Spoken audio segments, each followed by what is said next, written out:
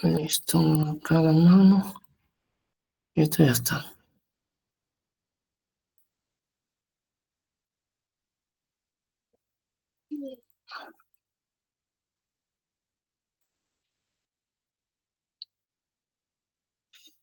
Ah, ¿se aprecia? Sí, ingeniero. Sí, ingeniero. Listo. A ver, hoy día toca hablar de una introducción a lo que es la prueba triaxial como tal, ¿no? ¿Esto en qué consiste? Bueno, los resultados de lo que es la teoría de resistencia al esfuerzo cortante. ¿Qué es lo importante del esfuerzo cortante? Bueno, las partículas generalmente, esta es una escala de lo que es una partícula de un material. Entre ellas existen esfuerzos normales y fuerzas de tensión, ¿no? Que se denomina la relación entre ellas fricción, ¿no? Este tipo de materiales ha sido estudiado por gente que se ha dedicado toda su vida a este tema, a observar este comportamiento, ¿no? Desde la caracterización de este tipo de materiales, de suelos, ¿no? Esta relación de fuerzas normales y tangenciales fueron observadas también en otros materiales, ¿no? De hecho, el círculo de Moore, que es la forma como se explica este esfuerzo a la resistencia al corte, empezó básicamente estudiando el acero, ¿no? La madera, el vidrio, los materiales que generalmente eran usados de alguna manera para temas bélicos y también para temas de arquitectura de la época, ¿no? Las grandes construcciones, palacios, ¿no? Eran evaluadas desde este punto de vista. De hecho, que las teorías de resistencia al corte datan desde el año 1776, ¿no? Con la teoría de Moore-Coulomb, que fue básicamente para el tema del acero, ¿no? Para armas de guerra. Pero ahí se observó que los materiales tenían fuerzas normales, fuerzas tangenciales. En el caso del suelo se agrega una tercera fuerza, que es la tensión neutra o la presión de poros, ¿no? Coulomb fue el primero que inició esto en 1776 y es hasta 1943 donde Terzaghi en su libro comienza a estudiar este fenómeno donde los suelos tienden también a la fractura, a la rotura, a la falla, ¿no? Es decir, esta falla se da entre las partículas de esta manera, ¿no? Es decir, esto viene de grano a grano. Y esta falla también tiene otro factor importante, un cuarto factor, que es lo que hoy día llamaríamos ya no el 3D, sino el 4D, que es el tiempo. ¿En qué tiempo se da esta falla? ¿No? ¿Cómo predecir ese tiempo de falla? A veces ustedes han visto que se hace una obra, ¿no? Está útil un tiempo y de pronto, ¡boom!, hundimientos, ¿no? Comienza a fallar eso, ¿no? Esto también tiene también un 4D que podría ser el tiempo. Bien, ¿cómo analizó el amigo Coulomb esto? Bueno, se basa mucho en la ley de Newton, ¿no? Newton fue en 1700 de algo antes por allí, donde él probó sobre un plano inclinado, ¿no? Que había una fuerza, esto tenía una aceleración, pero entre la línea horizontal y el material se encontraba una fuerza de fricción, ¿no? Él encontró que esa relación era la fuerza normal por la tangente de este ángulo, quedando la expresión de corte, ¿no?, como sigma normal tangente de phi. Claro, en este caso, repito, las fuerzas de corte fueron analizadas básicamente para los materiales de acero, materiales bélicos que se usaban en la época. Terzaghi toma esta teoría de Newton, este principio de Coulomb, ¿no?, y le agrega el esfuerzo o presión de poros aquí, sigma menos mu, que es el esfuerzo efectivo por la tangente de phi. Terzaghi hace la misma experimento, pero con la prueba triaxial. De hecho, mis amigos, la primera prueba triaxial la crea Casagrande, ¿no? Y la primera prueba se hizo triaxial en 1939, ¿no? Donde ellos observaron este principio de falla de los suelos y relacionando con la teoría de Coulomb y con la segunda ley de Newton, comenzaron a entender que habían planos de falla. Cuando tú tienes una muestra, los que hayan ido al laboratorio y han visto un triaxial, este es el ensayo, ¿y qué es lo que han observado? Que el suelo ha comenzado a tener este tipo de falla, una cosa así, ¿no?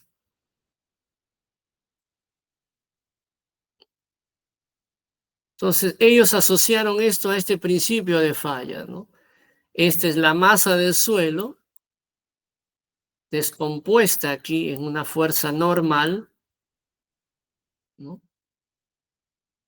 Aquí la fricción con otro color, es la que finalmente es la que ocasiona la falla, ¿no? Esta fricción, ¿no?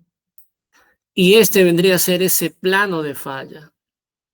Esto, para que ellos hayan llegado a esta conclusión, mis estimados, ellos colocaron cargas aquí, simulando las edificaciones, ¿verdad? Las fuerzas aquí de tensión que hay al costado, que las han visto en el triaxial, están en una cámara, ¿no? Y vieron que bajo esas presiones de carga se formaba este plano de falla. Es por eso que ellos toman esta ley de Newton y la ley de Coulomb que relacionaban estos principios. Solo que aquí aparece también la presión de poros, que es lo que realmente marca la diferencia con el acero, la madera, el vidrio. El suelo tiene agua, tiene la propiedad de captar agua, ya sea la arena o ya sea la arcilla. Luego, analizando ya los comportamientos de cada material, es que ellos comienzan a darse cuenta que en algunas el proceso de falla es más lento y en otras el proceso de falla es más rápido. En otras hay un comportamiento excelente al drenaje y en otras no lo hay. Pero lo que sí coinciden en ambas pruebas es que la falla de corte se da a través de esa fricción entre las partículas, ya sea en la arena o ya sea en la arcilla. Pero a esto también se suma la tensión capilar interna de agua que tienen tanto la arena como la arcilla. Esto, por ejemplo, ajá, he tratado de preparar esta clase lo mejor posible para que esto sea entendido. Esto, por ejemplo, es el plano de falla, ¿no? Aquí se puede ver, lo voy a marcar un poquito más, quizá con un color más claro para que se pueda ver. Ahí está el plano de falla, de corte. Hay un plano de corte principal y también hay un plano de falla secundario. Esto fue lo que observaron estos señores, que hay un plano de falla principal y hay un plano de falla secundario. Es decir, un conjunto de roturas, de fricciones, de grietas o microgrietas, ya llamen en el caso de la arcilla, que comienzan a dar esta característica de falla de estos suelos. Tengo aquí también lo que ellos observaron también. Esto es un compendio de lo que yo he revisado y lo he tomado de una capacitación que tuve hace años de un chileno. Y esto, por ejemplo, se puede denominar cohesión aparente también. O sea, la resistencia que pueda tener el suelo también en gran parte tiene que ver al agua propia que tiene, ¿no? La estructura interna, lo que hay en su ADN original, ¿no? En el caso de las arcillas, ¿no? Eh, tiende más bien a ser una resistencia de corte que tiene atracción con fuerzas electrostáticas, ¿no? Que puede ser la verdadera cohesión del suelo. La cohesión existe en ambos, en arenas y en arcillas. En arenas generalmente se sabe que la cohesión es cero. Sin embargo, la arena, cuando es humedecida, ¿no?, tiene un buen comportamiento. Ejemplo, cuando ustedes van a la playa, seguro muchos les deben haber gustado, y han visto que pasan por ahí unas motos, ¿no? Unas motos ahí que alquilan para que la gente se pasee, ¿no? Ahí en Máncora. ¿Alguna vez han observado la huella del vehículo? Cuando pasan esas motos de deporte de aventura, creo que le llaman ahí al ladito del borde del mar. ¿Han observado si el ahuellamiento es profundo o es un ahuellamiento superficial? Superficial. Más Superficial, superficial. ¿no? Exacto.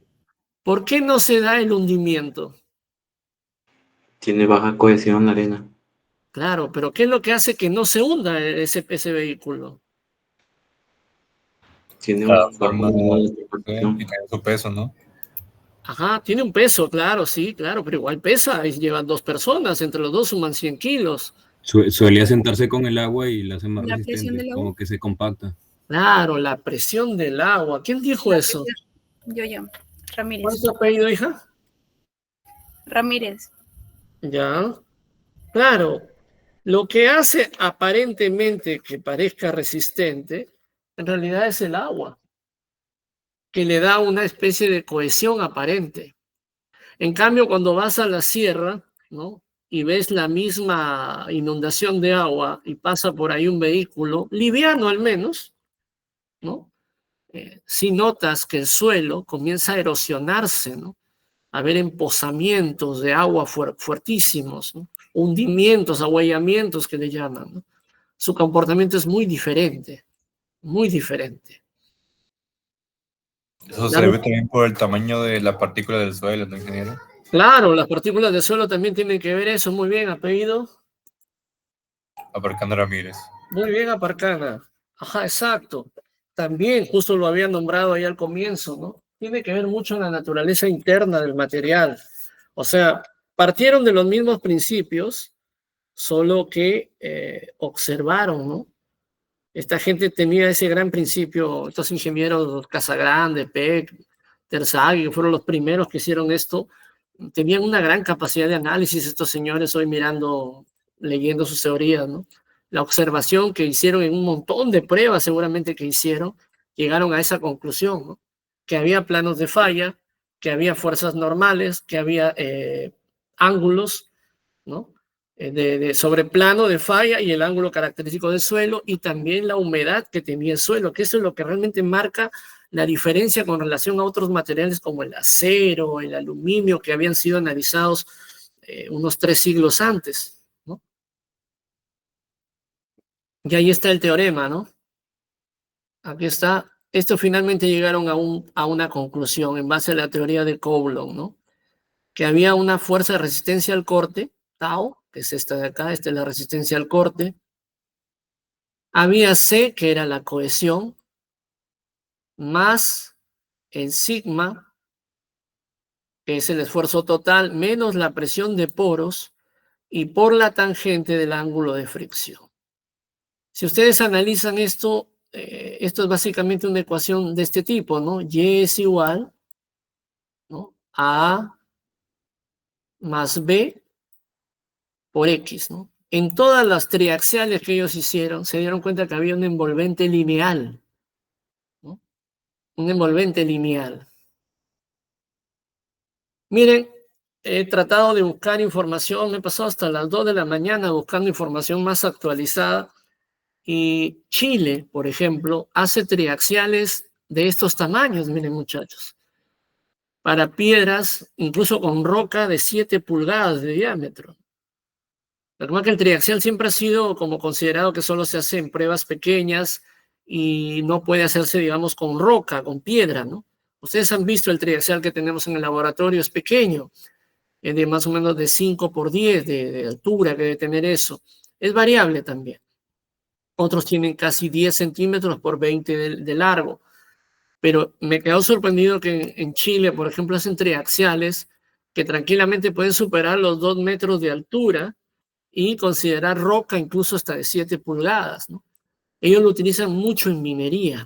En minería lo utilizan mucho los chilenos y pueden hacer este tipo de estudios. O sea, lo que Casagrande, Terzag y Peck hicieron hace 1930 y tantos por allí, hoy casi un siglo después, esto se ha ampliado ya con unas tecnologías súper poderosas, ¿no? Caso Chile, donde pueden incluso hacer triaxiales a tamaño mucho más grande, ¿no? Esto se tiene entonces ya una mejor precisión, ¿no? Obviamente que está en la norma chilena, ¿no? La norma chilena que ellos manejan. Estaba revisando esto y me pareció muy, muy interesante, ¿no? Esto todavía aquí no se ha visto, al menos de lo que yo sepa.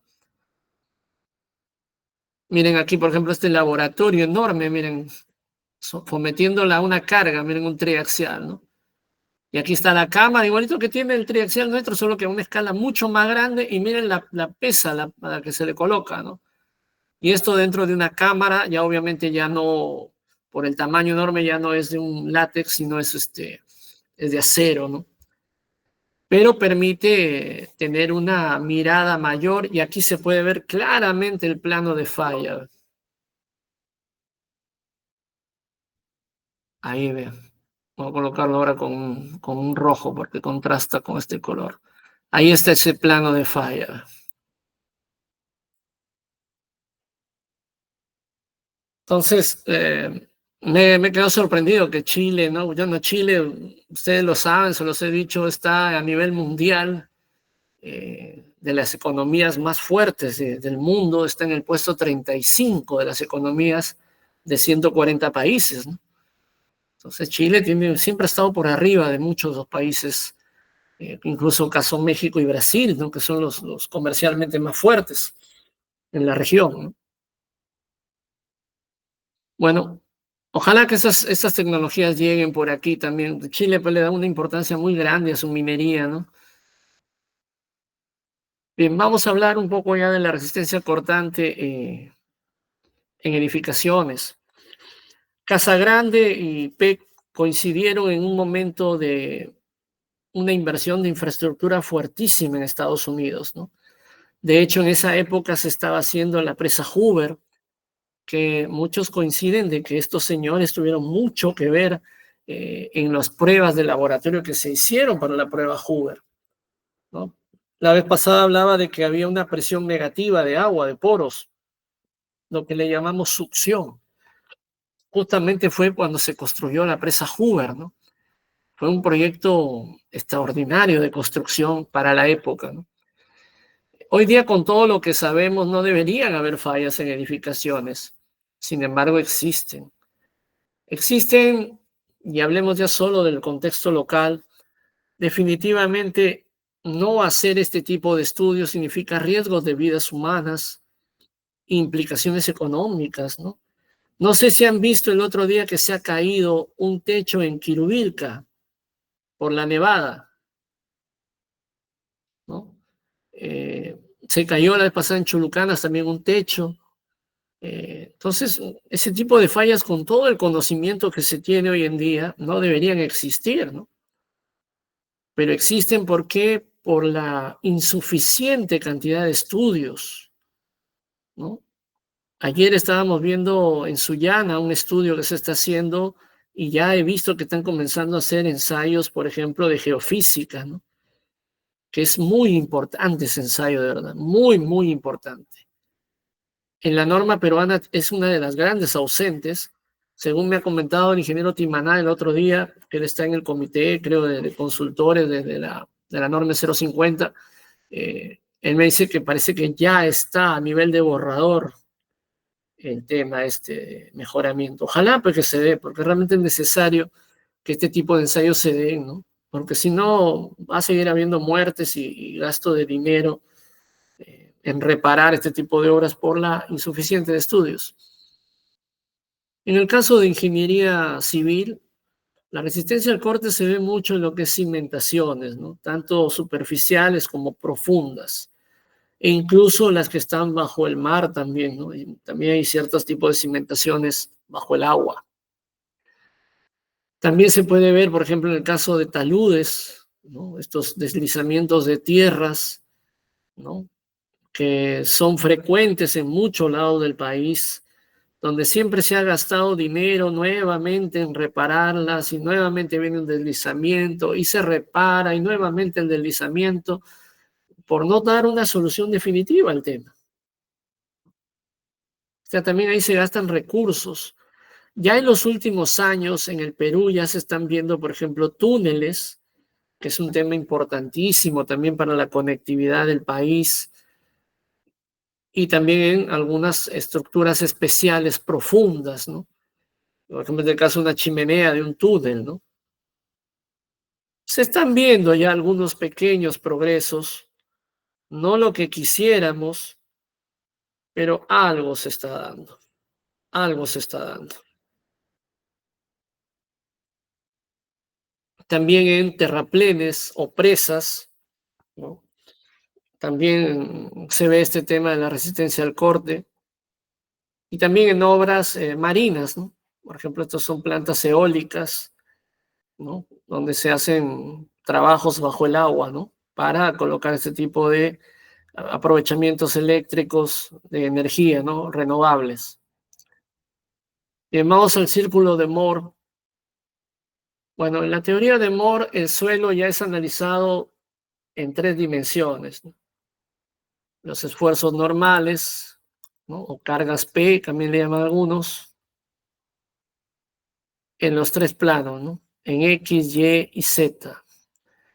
Corresponde para cada una también cortes en los 2 planos, ¿no? Para cada para cada plano principal, ¿no? Allí. Estos son los esfuerzos cortantes identificados en esas pruebas triaxiales, ¿no? Las fuerzas normales son las fuerzas que simulan la presión, ¿no? Y las laterales, en la cámara esta del triaxial, las fuerzas estas del agua, ¿no? Que produce la deformación. Estos 6 componentes tienen direcciones de eje distintos. Sin embargo, cuando el suelo se deforma, ¿no? O sea, yo coloco la muestra así y mi plano de falla, en este caso, inicial, sería este, ¿no?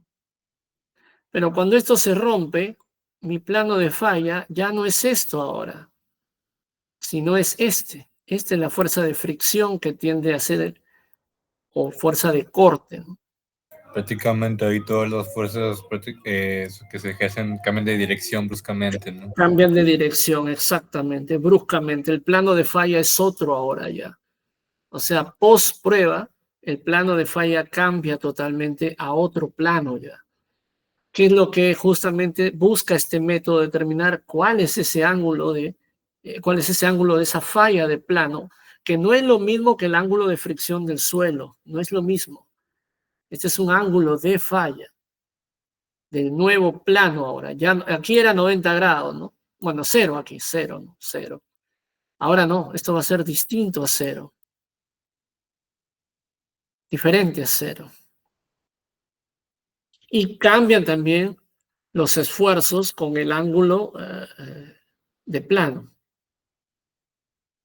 Entonces, los vectores aquí ya analizando, se comienza uno a dar cuenta que al hacer el cambio del plano, ¿no? Es decir, este viene a ser el nuevo plano, este es el ángulo justamente de ese nuevo plano, las fuerzas de corte vienen a ser estas, pues justamente las que han ocasionado esa rotura, esa grieta, esa laceración, ¿no? Sobre los planos actuantes, ahora que vienen a ser en ese plano, sobre ese plano ahora nuevo. Entonces, cada componente ahora depende de direcciones diferentes, ¿no? ¿Qué es lo que estos señores demostraron en sus ensayos que hicieron? Por ejemplo, en la teoría de Moore-Coulomb para el acero, ¿no? El plano de falla podría darse sometido a estas fuerzas. Esta sería la rotura en el plano, ¿no? Que para este caso es un ángulo de 45. Esto, por ejemplo, es una pieza mecánica. Aquí, por ejemplo, es un material ya más frágil. Aquí ya el ángulo de falla es mucho más notorio, ¿no? Es mucho más notorio para un material frágil. El de acá es acero. Este es un material probablemente con menos cantidad de carbono, que produce ya un material mucho más frágil, más dúctil, más débil. En algunos otros materiales, incluso las roturas pueden ser hasta en 90 grados, ¿no? Quebrada, ¿no? Todos los materiales tienen este tema. Esto seguramente el círculo de Moore lo van a ver en detalle en resistencia en materiales, ¿no? Entonces, cambian los planos de fallas cuando son sometidos a cargas. ¿Ya? Incluso acá también tiene que ver con temas de torsión, por ejemplo. Y también con esfuerzos de corte. Bueno, analizando nuevamente ya sobre los tres planos, en este caso sobre dos de esos planos es donde se va a dar la falla, ¿no? Es básicamente lo que consiste este método, círculo de Moore. Hay también otros tipos de materiales que tienen sometidas a cargas, por ejemplo, que están mucho más sometidas a planos mayores y otras probablemente superficialmente con otro tipo de geometrías. Y aquí se tiene los nuevos valores de esfuerzo, ¿no? O sea, todos los materiales. Nuevamente les digo, esta metodología de Terzaghi, que fue ya aplicada a suelos, tuvo su origen en teorías de otros físicos como Newton y probablemente el general o el militar Coulomb, ¿no? Que lo utilizó para estudiar el comportamiento del acero para fines bélicos, ¿no? Bajo esas teorías que estos señores analizaron en su momento, Terzaghi lo toma, pero esta vez aparece un tercer elemento para el caso de suelos, que es la presión de poros, es decir, el tema del agua. Bien, las fórmulas que se van a usar son estas en el plano principal, esfuerzo normal, ¿ya? También en el plano secundario, ¿eh? El plano normal viene a cubrir todo este ángulo, ¿no? Con relación a o sea, este es el nuevo eje, y sobre este nuevo plano estaremos viendo más o menos cuál es el esfuerzo principal, ¿no? Vendría a ser este de acá, ¿no?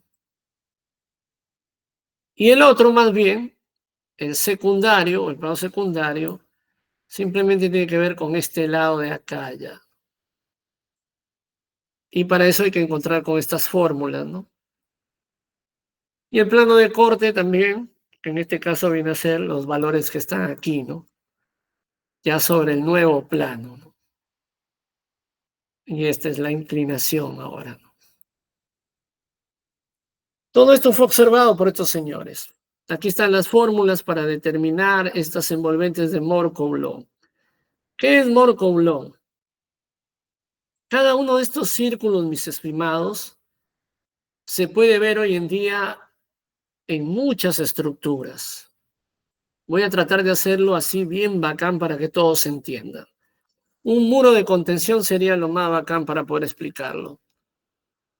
Mira, imagínate que este es un muro de contención, ¿ya? Muy bien. Y aquí va a soportar el suelo. A lo mejor este primer círculo sería el suelo, ¿no?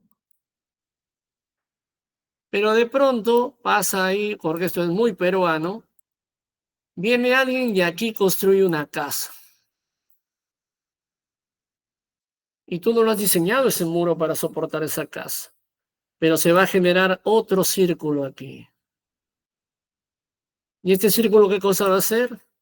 La sobrecarga o la casa esa que está allí. Y a lo mejor en esta zona hay carga sísmica. Y no lo diseñaste para hacer un sismo. Y entonces aparecerá otra fuerza, otro círculo más, que será seguramente el sismo.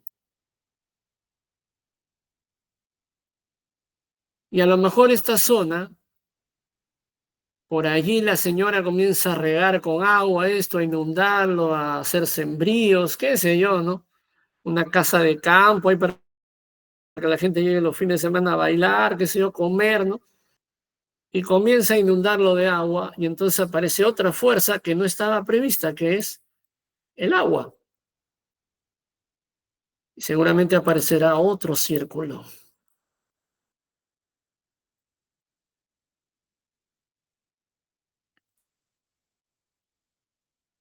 Y eso será seguramente la presión de agua.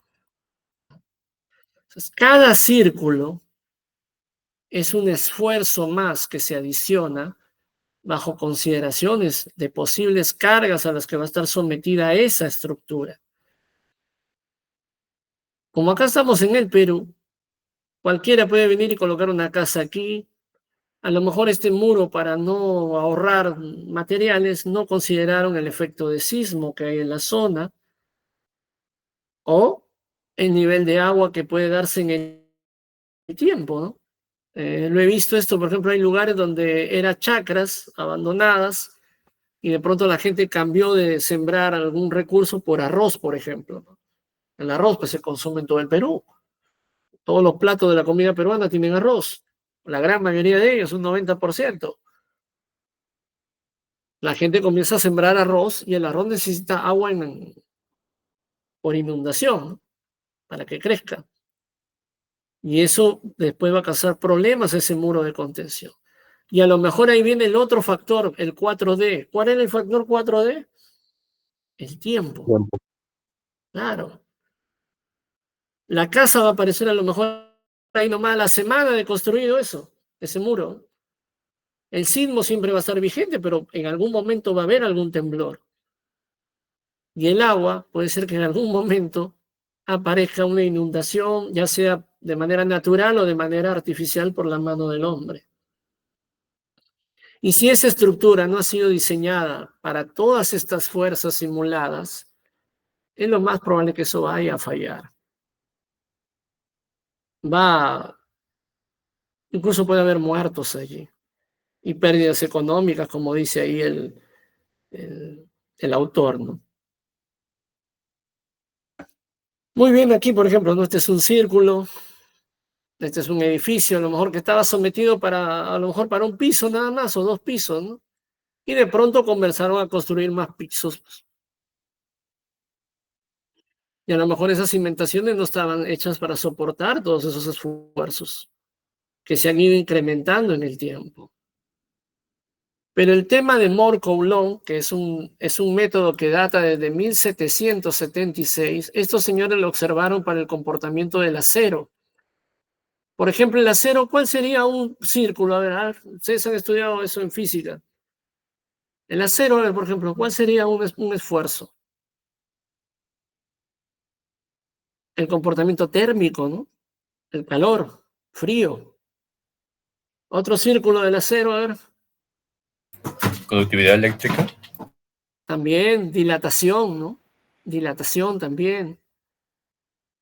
Otro tercero, torsión, ¿no? Torsión, tracción, compresión. Corrosión. Corrosión también, claro. Exacto, corrosión también puede ser otro sometimiento. Bueno, todas esas. Eso fue lo que observaron estos señores de Moore-Coulomb, ¿no? Y cada círculo era, por eso que ellos comenzaron a diseñar armas cada vez más poderosas, ¿no? Con un enfoque destructivo mayor, ¿no?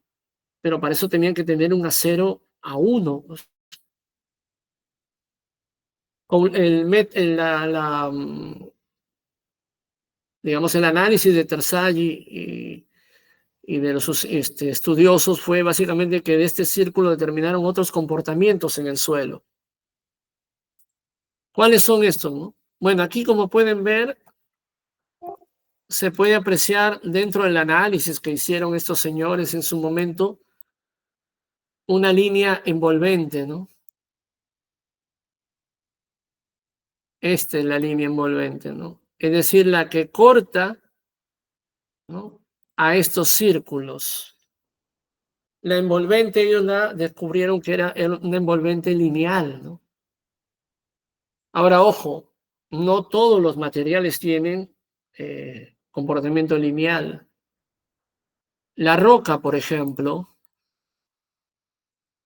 esto es de un curso que estuve enseñando hace poco. Esto, por ejemplo, es una roca. La roca no tiene un comportamiento lineal,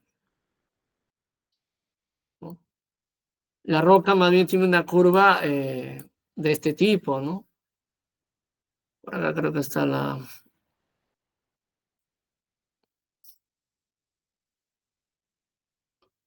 Por acá hay una por acá que se ve.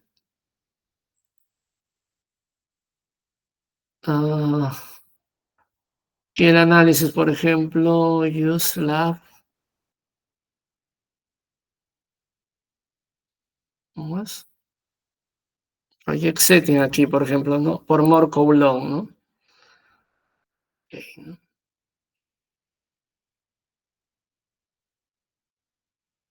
Aquí se puede ver, por ejemplo, bien grandazo, ¿no? Aquí, ¿dónde está? Aquí. Por ejemplo, la curva es básicamente de otro tipo, ¿no? Acá se puede ver que pasa, ¿no? A ver. Esto es para aclarar lo que es la roca y lo que es el suelo, ¿no? La roca tiene más bien este comportamiento, ¿no? Una envolvente de este tipo, más o menos, ¿no? Es básicamente una curva esto, ¿no? ¿Y esta parte qué significa que esté en este lado de acá? Que tiene tracción. Y esto es compresión. El suelo no tiene una curva, ¿no?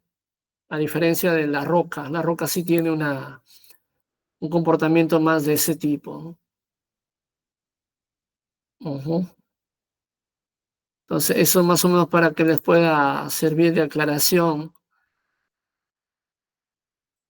Ajá. Bueno, ya ese es otro tema. Entonces, no todos los materiales tienen una curva lineal. En el caso del suelo, sí. Es lineal. Es lineal. En la roca sí hay generalmente un comportamiento más de tracción y algunos otros materiales también, ¿no? Es decir, todos los materiales tienen estos círculos de Moore. Lo que puede variar el envolvente, que puede ser parabólica en algunos casos, de ciertos materiales como la roca, y el suelo, que sí generalmente suele tener un comportamiento lineal. Aquí donde corta la línea es la cohesión. Esto es la cohesión. Esta altura desde aquí hasta acá, donde corta la línea envolvente, es la cohesión del suelo. Y desde esta línea proyectada en paralelo a la línea de abajo, con la envolvente, forman este ángulo de fricción del suelo. ¿Ya? Entonces, es así como determinan Casagrande y reconocen la autoría de Moore Coulomb, ¿no?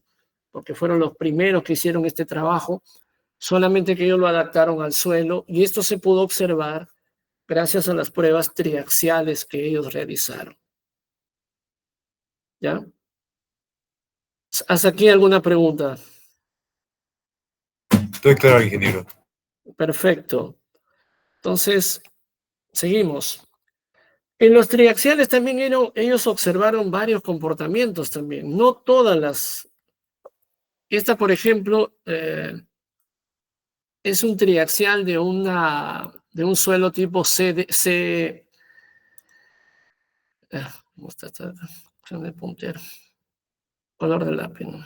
Esto, por ejemplo, es de una prueba cohesiva sin drenaje, ¿no? Generalmente los círculos van aumentando brutalmente, ¿no? Brutalmente, con cada esfuerzo distinto. ¿Qué cosa era el sin drenaje? Cuando no puedes tener dominio, por ejemplo, en este caso del agua. Terzag y P. Casagrande determinaron que el agua era un comportamiento fundamental en el suelo. Por eso que la prueba de triaxial tiene que ver mucho con la presión de poros, ¿no? La pérdida de presión. Lo hemos visto en licuación de suelos, ¿no? Y lo hemos visto también en consolidación, ¿no? Basta que ese esfuerzo se vea afectado por factores del agua y la consolidación hace que esto sea muy lento en el tiempo y en el caso de licuación más bien sea muy acelerado en el tiempo. La Torre de Pisa, por ejemplo, demoró 3 siglos prácticamente en tener la forma que ahora tiene, ¿no? De inclinación. Y en el caso de Kobe, Japón, el sismo que duró apenas 3 minutos destrozó, mató a un montón de gente, vidas humanas y pérdidas económicas enormes, ¿no? Que sucedió solo en fracción de segundos. O sea, ese sería el 4D, ¿no? El tiempo. Estos señores se dieron cuenta al hacer la consolidación que cuando aparecen fuerzas nuevas, no previstas, que no escapan al dominio nuestro, esto se puede incrementar. Por ejemplo, la casa en el muro de contención, el sismo no contemplado, el agua que aparece de pronto sin ningún tipo de... en el tiempo, ¿no? En cambio, había los CDs, ¿no? En la consolidación drenada, ¿no? Se puede tener prácticamente un plano parecido, no, este sería el UU, perdón, el UU. Este sería el UU. Es decir, sin consolidar y sin drenar, ¿no? Prácticamente al no estar sometido a carga, ¿no? Y no consolidarse, los círculos van a ser generalmente uniformes. Es decir, la fuerza de corte depende más de la cohesión, en este caso la cohesión del suelo. Este principio también lo hizo otro ingeniero que se llama Skinton, un inglés que habló mucho más a detalle de lo que eran las arcillas. Ya lo hizo posterior a lo que hizo Casagrande, Terzaghi, el señor creo que ya es de los años 60, ya creo. Está en el libro de William Lambert, de teoría de Skinton, para los que quieran leer más esto. Entonces ahí están, ¿no? Aquí tenemos, por ejemplo, los comportamientos a largo plazo. Claro, ¿cómo sabes tú si una casa va a aparecer ahí de la nada? Si el sismo se va a presentar, ¿no? Oye, pero acá nunca ha habido terremotos, ¿no?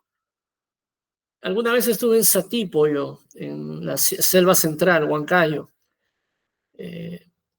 Y grande fue mi sorpresa saber que en Satipo había habido un terremoto de grado 8. Claro, en la selva, ¿no? No, dice, según el mapa de sismicidad, la selva no tiene peligros casi, pero no. Sí hay también efecto de sismo. Moyobamba ha tenido terremotos, ¿no? Lo que pasa es que aquí en el Perú no tenemos mucha investigación de nuestras propias regiones, ¿no? Tenemos un contexto muy global, muy generalizado.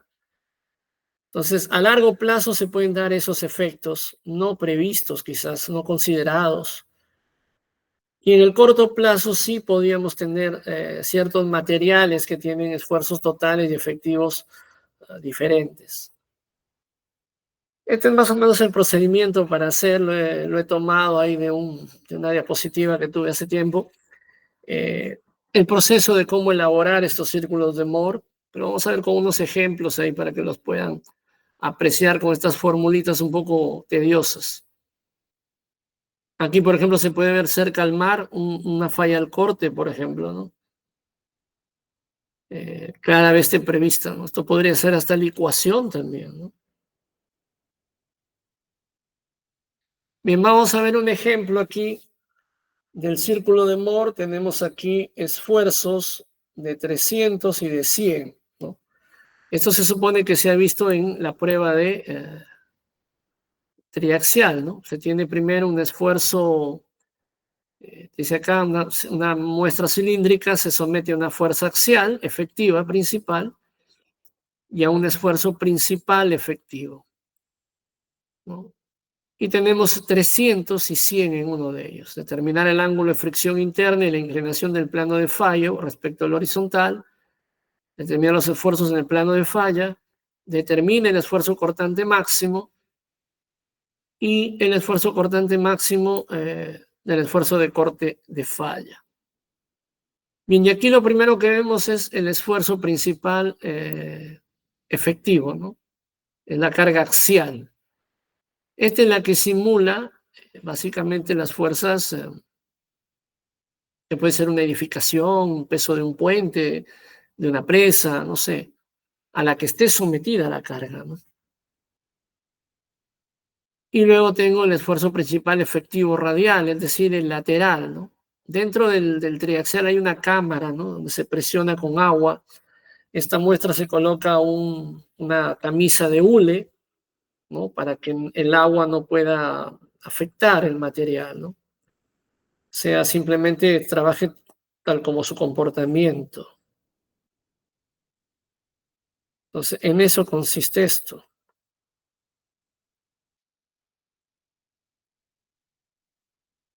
Ingeniero, una pregunta. Dime, El sigma 3 son las presiones de confinamiento, las laterales, ¿verdad? claro, la de confinamiento, sí, la de confinamiento. Estas también pueden ser variables, ¿no? Ya en triaxiales sometidos a mayor presión pueden haber diferencias aquí, lo que le llaman el esfuerzo desviador. Bien, pero en este caso es un círculo simple. Entonces, ¿qué es lo que hago para dibujar? Coloco 100, que es el esfuerzo menor,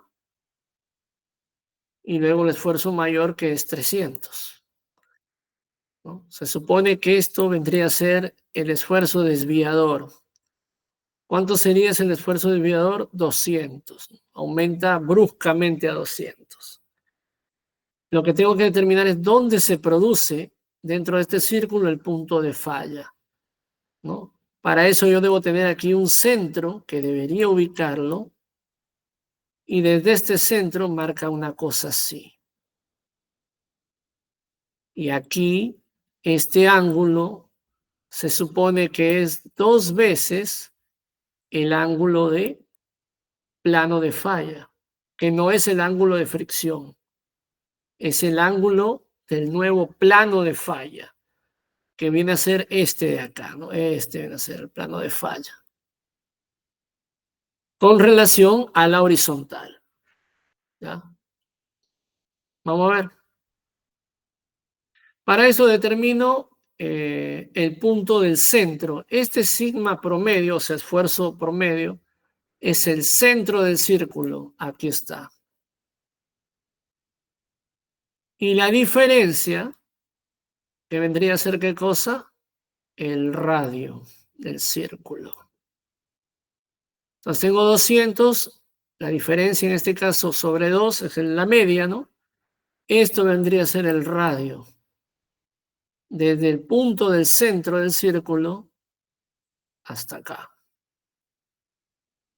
¿Ya? Es más, lo voy a hacer. Ahí está. Voy a copiar uno de estos. Creo que es este de acá. A ver. Sí, voy a copiar uno de estos. Copiar. Y lo voy a pegar aquí. Ahí está. Ahí está.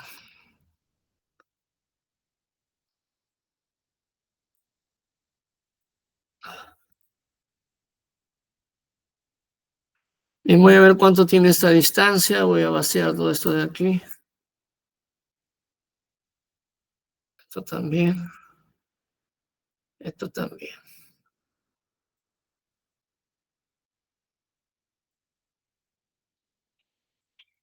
Veo cuánto mide esto. Esto mide 200, ¿no? Entonces mido 100 primero. 100. Ajá. Y aquí va a estar 100, ¿no? Lo voy a hacer con un color aquí, este magenta. Esto. Y voy a tener, pegar, ¿no? 300.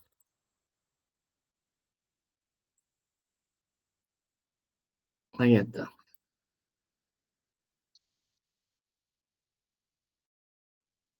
Voy a copiar aquí. Copiar. Esto lo pueden dibujar también manualmente. Esto sería 100. Y esto sería 300.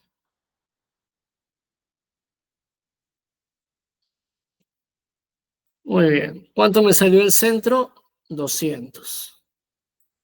Entonces aquí yo coloco, contrasto con este color y digo, este es el centro 200 y el radio, ¿cuánto es el radio? 100.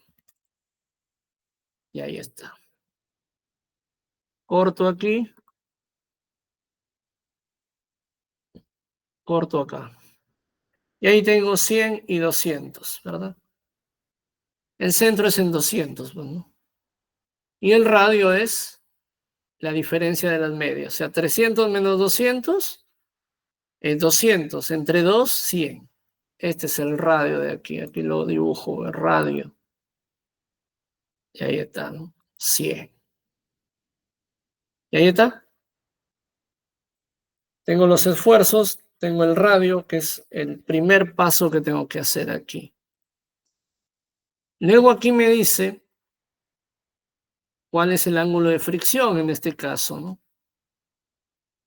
Como solamente tengo estas dos fuerzas, 100 en el lado vertical, que es coincidentemente el punto máximo de aquí del círculo, ¿no? Este viene a ser la prueba, la fuerza de corte máxima, y el punto central donde sale el círculo es 200. Esto viene a ser una relación de seno de 100 entre 200.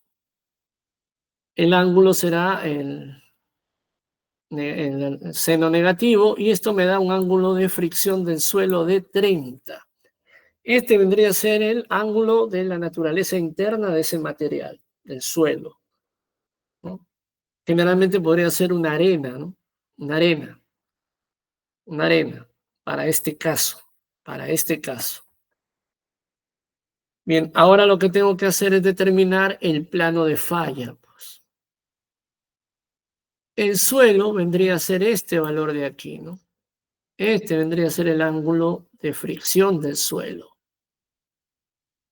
Los 30 grados. Entonces se supone que la diferencia sería 60, ¿no? ¿Qué es lo que se hace aquí? Bueno, este es el nuevo plano, ¿no? 180 es todo esto. Todo esto es 180. Es igual a 30, ¿no? Más 90 aquí y más este ángulo de beta, ¿verdad? Entonces beta vendría a ser este valor de aquí, que para este caso vendría a ser este valor, 60 grados. Y según Coulomb, teoría de Coulomb, este ángulo desde aquí hasta este otro debe ser 2 veces este valor de acá. Es decir, 2 veces este valor sería 120 grados. Ese sería, digamos, el plano o el primer punto de ese círculo para determinar el plano de falla, ¿no? En este caso sería el nuevo plano producto de esa deformación ya, ¿no? Entonces lo que hago es dibujar aquí. Aquí sí ya esta parte ya no me acuerdo mucho, pero desde aquí más o menos voy a tantear, ¿no? Y ahí, por ejemplo, tengo 129, 132, 121, 120. Ahí está 120. Y más o menos aquí le doy pues el ángulo, ¿no? Desde aquí hasta acá. Y ahí está, ¿no? 120 es el nuevo punto aquí. Ajá. Es decir, este es el primer punto del esfuerzo total, ¿no? O sea, el de acá, ¿no? Este de aquí. Con relación a este recto, pues. Ajá. Y con relación a este nuevo punto. Ahí es donde se producen los esfuerzos de deformación ya con la nueva inclinación. Sobre la nueva inclinación. ¿Ya?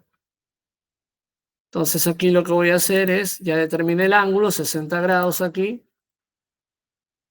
Es el nuevo punto de falla y lo que voy a determinar es los puntos de esfuerzo. Bueno, aquí de manera se dibuja de esta forma, ¿no? Es decir, 100 que tiene el punto acá más o menos, con el tangente de 30 para poder determinar este valor de acá, ¿no? Esto es lo que quiere determinar él aquí, ¿no? y le sale que 173,2. Hay otra forma también de determinar esto, ¿no? Otra de las fórmulas aquí para determinar estos ángulos, bueno, aquí tengo una hojita de cálculo, ¿no? Que la he hecho yo y se basa en estas fórmulas de acá, ¿no? Ahí está, ¿no? La tangente media, ¿no? El valor ahí que se da para este punto, ¿no? Vamos a calcularlo de la manera, con las fórmulas que están aquí mejor, para que esto no vaya a traer problemas. Entonces, lo que hago aquí es copio estas fórmulas de acá. Control V. Y en este caso aquí, como no tengo todavía esfuerzos de corte en este lado, la fórmula quedaría de esta manera solamente, ¿no? Este es el corte. Y aquí, como no tengo fuerza de corte, la fuerza que para este ejemplo quedaría reducido a este dato. A este dato. ¿Ya? Entonces vamos a ver cómo sale esto. Entonces aquí lo reemplazo, pues, ¿no? Sería 0.50, 300 menos 100, y en este caso sería el seno de 120, ¿no? Porque es 2 veces 60, ¿no? El plano de falla. Y aquí sería 0.50, ¿no? Sería 300 más 100, ¿cierto? Más 0.50, un poquito más largo esto. Sería 300 menos 100 por el coseno de 2 veces 60.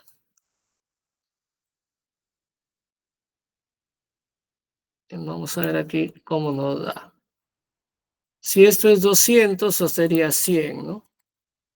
100 por seno de 120.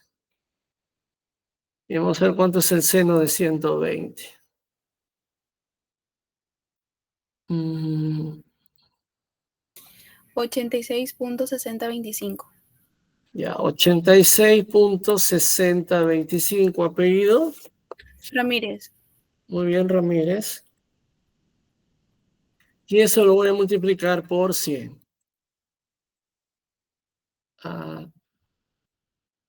Por 100.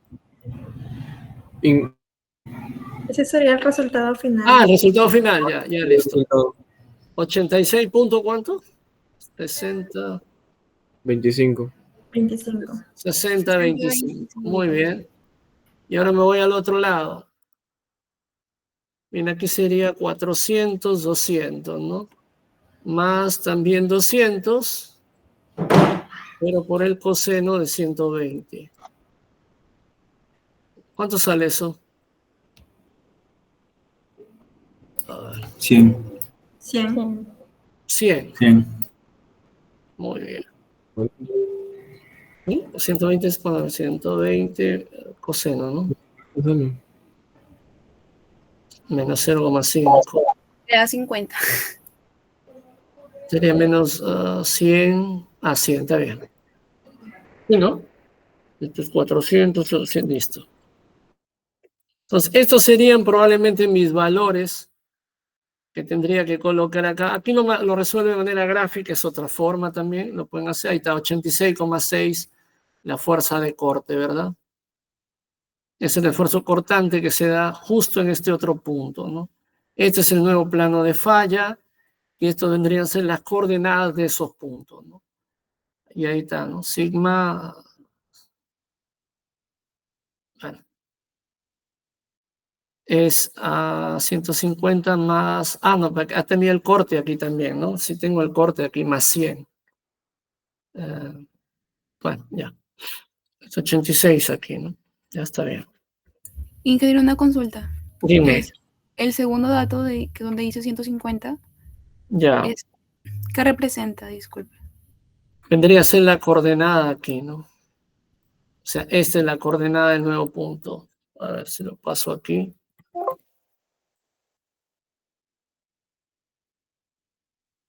Esta vendrían a ser los esfuerzos en este plano. O sea, en este plano de falla, ¿ya? El esfuerzo aquí es este. ¿No? Vendría a ser aquí 150, ¿no? En el nuevo plano con relación a este punto, y el esfuerzo al corte en este nuevo plano, Claro. ¿no? De falla es ahora 86,6. ¿Podría poner la fórmula anterior, por favor, para corroborar algo? Y a ver, Ya. Ya. Voy a corroborar un ratito. ya. Aquí sería, a ver, seno 120 seno, ¿no? ¿Será 86? No. Bien, aquí yo le he hecho la hoja de cálculo, la que tengo aquí hecha, la tengo acá.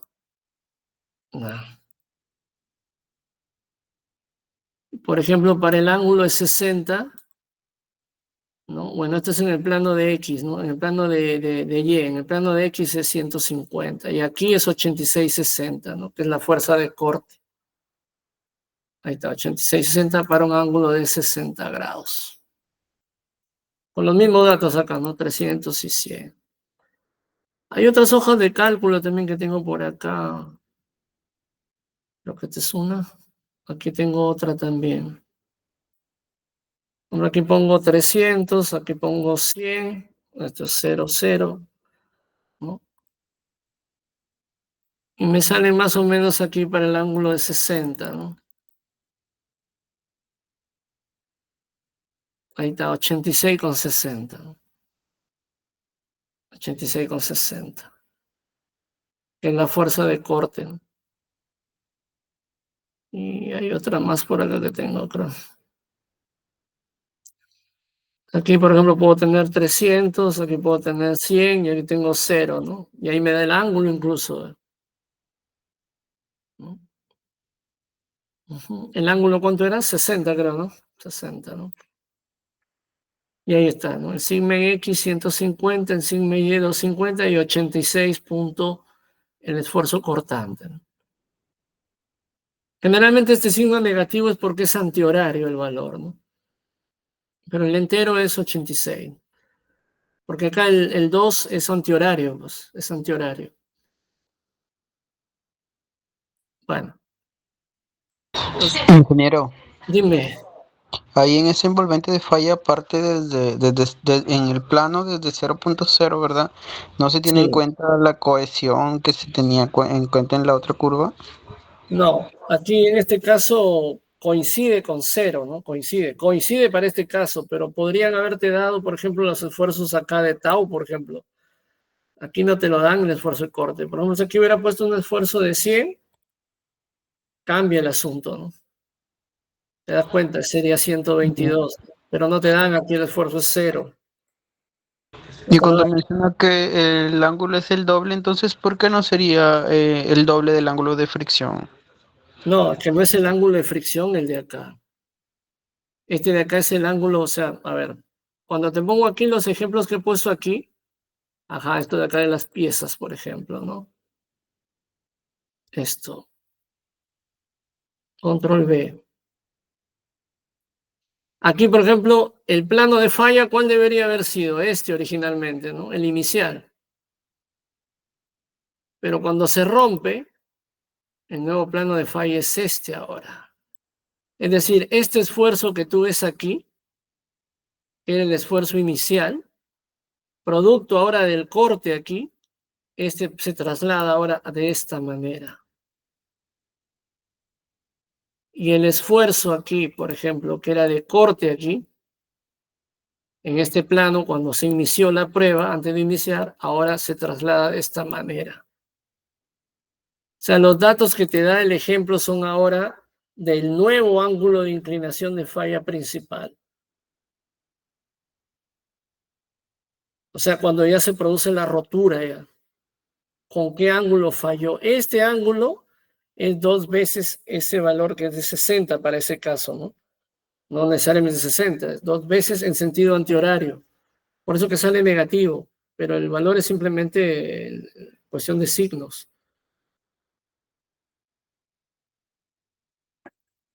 Ah, ya, ingeniero. Sí, eso aclara mejor tu... O sea, básicamente este método lo que te busca determinar es el corte, ¿no? Aquí yo he tratado de darles un paso a paso para que lo puedan seguir, ¿no? La secuencia del dibujo, ¿no? Ahí están los valores de radio, los valores de esfuerzos, ¿no? Según estos valores, ¿no?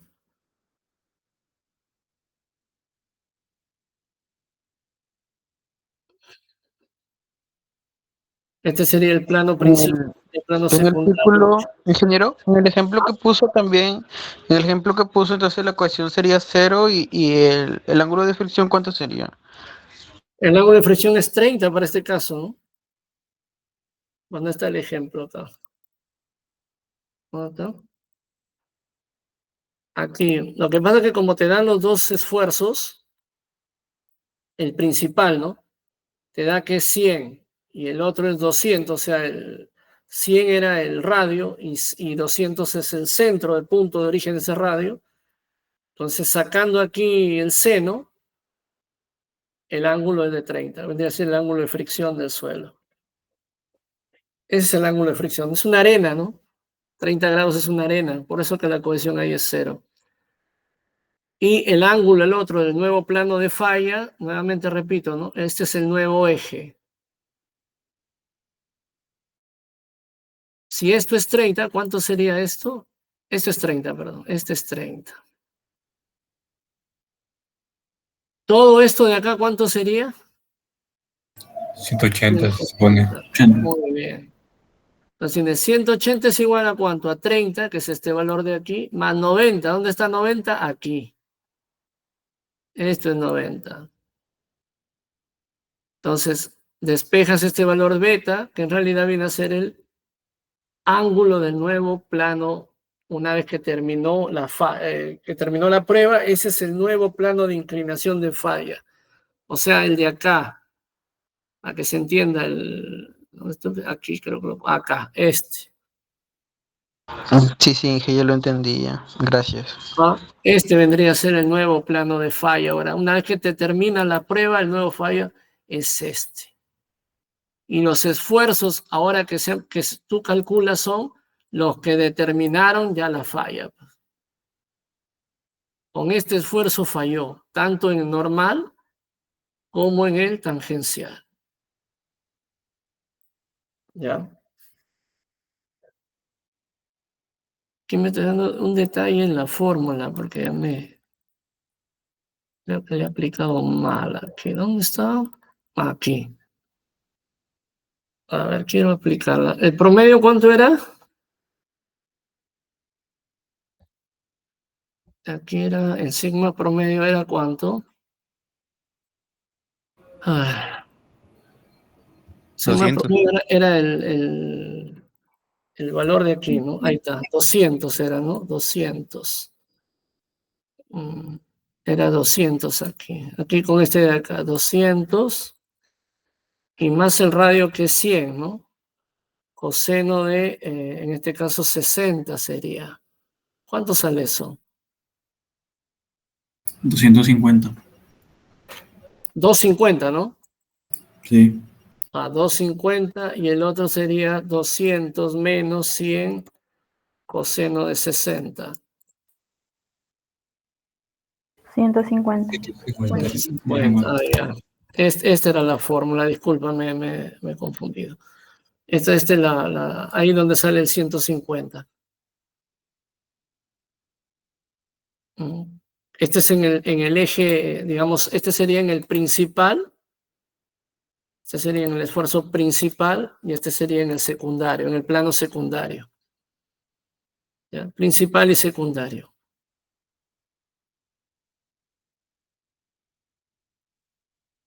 Listo. Por eso que aquí me sale 250, ¿no? O sea, aquí te está dando el valor en el principal y 86 86 es el cortante. Este me sale para el principal. Y en el otro cálculo acá sí me sale para los dos, ¿no? Para el principal 250 y el secundario 150. Y el corte me sale menos 86. El negativo me sale por el sentido antihorario, ¿no? Por el sentido antihorario, pero el valor es 86, ¿no? 86. El sentido simplemente indica la fuerza de corte nada más. No sé si esto queda un poco más claro. Acá el método acá lo he calculado con dibujo, ¿no? Bueno, dibujos es algo que lleven su escalímetro, toda esa vaina y lo hagan bonito. Si no, la fórmula es la que he colocado aquí, ya. Disculpen. Esta de acá, la que he puesto en el paso a paso. ¿Ya? Ahí está para que lo puedan revisar. Más tarde cuelgo el material, ¿ya? Lo he estado actualizando. Bien, espero que esta parte, no sé si la han llegado a entender. Sí, ingeniero. Claro. Sí, está sencillo, no es nada del otro mundo. Obviamente que estos métodos fueron hechos originalmente para otros materiales, ¿no? Pero el mérito de Terzaghi, Pech y Casagrande fueron adaptarlo al suelo, ¿no? O sea, el suelo también era un material, un comportamiento. Bien, aquí ya un poquito el triaxial. Las pruebas que se han hablado ya el CU. Bueno, en las etapas de la prueba triaxial son 3. Saturar la muestra, ¿no? Es decir, ponerla en condición extrema, al límite, ¿no? Consolidación, que es el paso donde se espera que eso se asiente ya definitivamente, para no tener el tema de la incertidumbre en el tiempo. Y la tercera viene a ser ya la compresión como tal. Bueno, la condición drenada definitivamente tiene que ver una condición lenta. Generalmente este paso lo tienen un poco las arcillas, ¿no? Y la rápida tiene más las arenas, ¿no? A sentarse mucho más, a consolidarse mucho mejor, ¿no? En ambas se generan cambios de comportamiento distintos. En una probablemente la presión de poros no es tan exagerada en la condición drenada como si lo es, por ejemplo, en la no drenada, ¿no? Las pruebas son consolidado drenado, consolidado no drenado y consolidado sin drenar y sin consolidar. Hay algunos nuevos autores que están hablando, la verdad que he estado leyendo un poco ayer, un poco más actualizado en algunas revistas especializadas, y hay algunos que están comenzando a dar otro tipo de factores también, ¿no? Le están dando un valor de K, un valor probablemente con los nuevos detalles que observan en esta prueba. Voy a ser bien franco, esta prueba muy pocas universidades lo tienen. Esa es la verdad. Yo he estado en un montón de lugares donde he trabajado y siempre he ido a las universidades de esos lugares, ¿no? La San Antonio de Abad en Cusco, la Nacional de Pucallpa, fui también al Cencico Lima, y a donde he ido el triaxial lo tienen de adorno, a ser bien franco, ¿no? Y esto lo he dicho en un curso que he dictado hace poco para ingenieros. Lamentablemente los chicos salen de la universidad sin saber la importancia de una prueba triaxial, ¿no? Estoy viendo hoy en día, por ejemplo, que en la Universidad Nacional de Piura, el otro día que hemos tenido una reunión allí, le conversaba al ingeniero Rolly, y le digo, pucha, la verdad que tú la haces linda aquí, ¿eh? La haces linda acá. Acá tienes para irte a donde quieras, le digo, porque muy pocos técnicos manejan el triaxial, muy pocos técnicos. Es más, en algunos lugares no hay ni siquiera técnicos, ¿no? Yo, no voy a ser franco, en todos los años que he tenido experiencia he visto solamente 2 triaxiales. Y hoy día veo que acá en la Nacional hacen triaxiales a cada rato, ¿no? Entonces aprovechen eso, chicos. Aprovechen ver esta prueba, porque esa es una gran ventaja sobre otros lugares donde no hay esa posibilidad de verlo. Los chicos salen sin saber qué es esto, ¿no? Bueno, la prueba es bastante sencilla, es trabajosa, sí, y puede durar bastante tiempo, dependiendo del caso, dependiendo del tipo de proyecto, ¿no? Yo lo vi esto en el proyecto Chavimochi, cuando era practicante, me acuerdo, y lo hicieron en la UDEP de Piura, me acuerdo. Ahí hicieron la modelación del canal Chavimochi, ahí está incluso en el laboratorio de hidráulica de la UDEP, año 97, me acuerdo. Y la segunda vez lo vi en el proyecto Camisea para un puente en el año 2004. Después nunca más he visto triaxiales, ¿no? Nunca más. He visto un montón de hospitales, puentes donde han evaluado eso, ¿no? Pero la verdad que no sé si esos triaxiales serán confiables o no, ¿no? Bueno, aquí se tiene, por ejemplo, las etapas, ¿no? La saturación es inundarla de agua por todos lados. Esto tiene una cámara aquí donde se llena de agua, como han visto, totalmente saturándola, dándole una presión lateral fuertísima, ¿no? Que son las presiones, por ejemplo, que puede darse, lo hemos visto ahorita, ¿no? Puede ser una presión sísmica, puede ser una presión de agua, exceso de agua, una presión de grieta de tensión que le llaman algunos, una presión de sobrecarga, todas esas van sumando, ¿no? Es decir, una situación al extremo ya, ¿no? En la consolidación lo que se busca es determinar el asentamiento, ¿no? Y luego finalmente la compresión en la que supuestamente la presión de poros o esfuerzo debería ser cero, ¿no?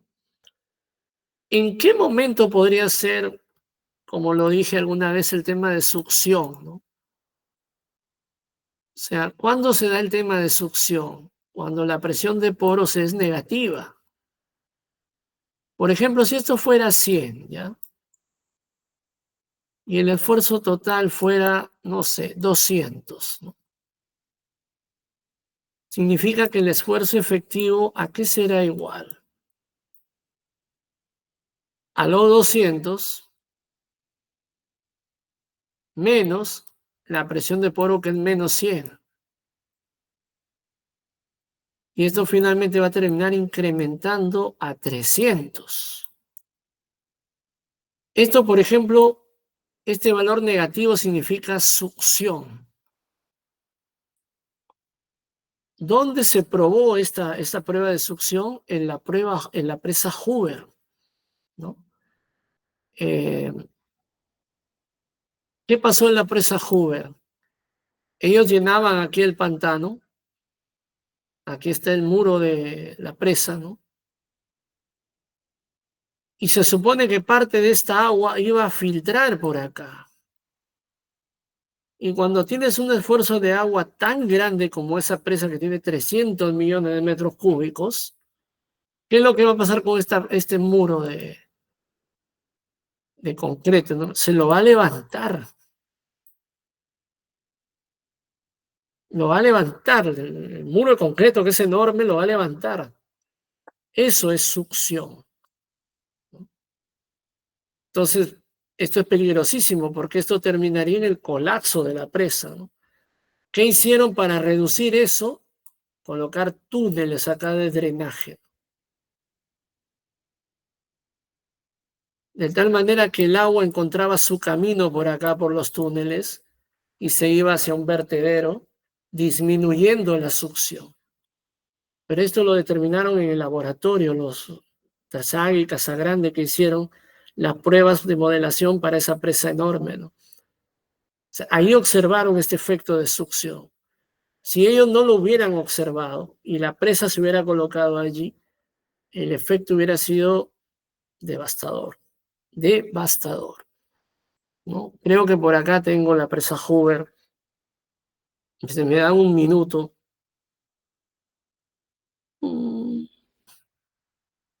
Presa Hoover.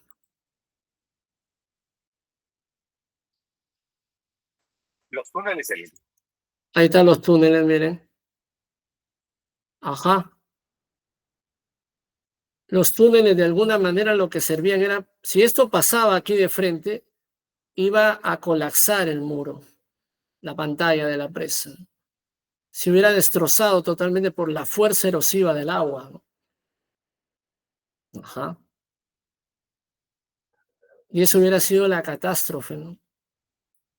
Pero ahí está. ellos determinaron que esta enorme cantidad de agua iba a hacer presión aquí. Iba a levantar el muro virtualmente. Eso es succión, ¿no? Y finalmente que hicieron túneles para que el agua pudiera salir en exceso, ¿no? Y pueda eliminar el efecto de succión. Y por eso que ese muro está ahí parado, pues, ¿no? Entonces, ese fue, o sea, esto de aquí, esto que estoy enseñando ahorita tiene aplicación real. Por eso que he tratado de buscar fotos, algo, para que esto no quede solo en un círculo y una vaina así. No, no. Esto es algo que estos señores se les agradece, ¿no? Porque los megaproyectos que ellos hicieron no se vinieron abajo. Bueno, hay parámetros de presión de poros. Hay hoy en día ya Skinton, que es un señor que ya viene de los 60, ya bastante años después de los originales. Dieron también un aporte muy, muy importante, muy importante. Aquí él habla básicamente de arcillas. En su preocupación de Skinton fue arcillas, que más adelante lo vamos a ver en el tema de cimentaciones. Y ahí está, ¿no? Las etapas de saturación, consolidación y compresión, ¿no?